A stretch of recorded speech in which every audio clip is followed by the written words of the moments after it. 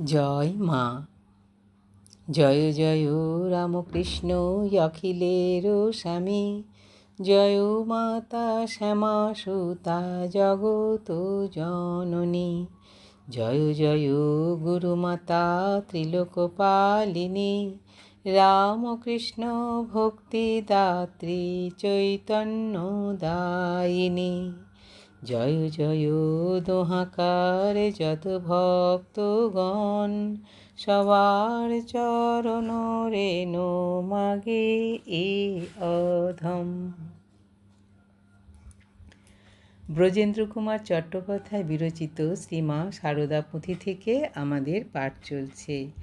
আমাদের পাঠের বিষয়ের নাম শ্রীমাতার পরীক্ষা ও সাধনা, পানিহাটি উৎসব, মারোয়ারি লক্ষ্মীনারায়ণের বিপুল অর্থ প্রত্যাখ্যান।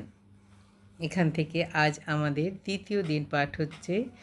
গত দিনের পাঠে আমরা দেখেছি প্রভু যাচ্ছেন চিরা মহোৎসবে, পানিহাটি গ্রামে চিরা মহোৎসব হয়, সেই চিরা মহোৎসবে যাচ্ছেন। তার সঙ্গে তার ইয়ং বেঙ্গল দল বলে একটি দল আছে, সেই দলের সকলেও তার সঙ্গে যাবে। সেই দলটি শ্রীপ্রভুর নাম দিয়েছে এবং তার খুব প্রিয়। প্রভুর সঙ্গে তারাও যাচ্ছে এই মহোৎসব দেখতে।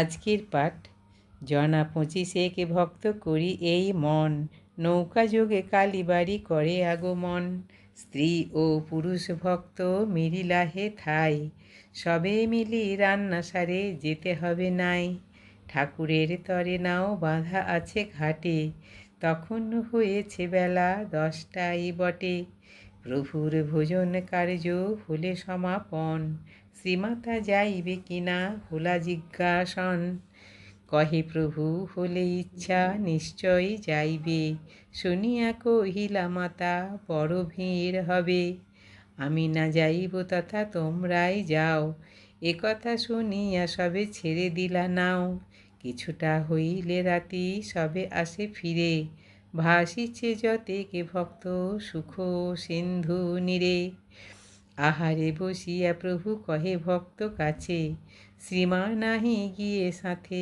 ভালোই করেছে, ভাব সমাধিতে মোরে দেখেছিল যত, দোহারে একত্রে হেরি বিদ্রুপে করিত, হংস হংসী আসিয়াছে কহিতা সকলে, কত জ্ঞান এ যে ধরে বুঝি এই কালে, এ কথা শ্রবণে মাতা জনেকে কহিল, ডাক শুনে ধরেছিন ইচ্ছা নাহি ছিল, ইচ্ছা হলে কহিতেন যাইবে বই কি, ও কথার অর্থ বোঝা নাহি থাকে বাকি, ইচ্ছা হলে যাব আমি এ কথা শ্রবণে, সাথে যেতে আছে বাধা গণি ইহা মনে, সেই হেতু যাইতে মোর মন নাহি সরে, আমি না যাইব সাথে জানানো প্রভুরে। এই ইয়ং বেঙ্গল দলের প্রায় 25 জন মতন নৌকোযোগে কালীবাড়িতে এসে পৌঁছেছে এবং তারা স্ত্রী পুরুষ মিলে